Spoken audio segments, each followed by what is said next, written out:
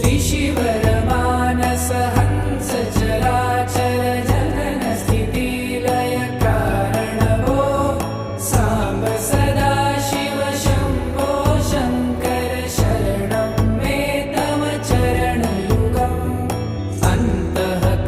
अन्तःकरणविशुद्धिं भक्तिं च त्वयि सतिं प्रदेहि विभो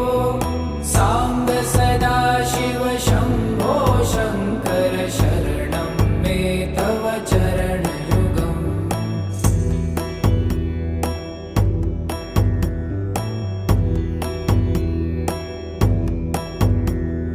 करुणा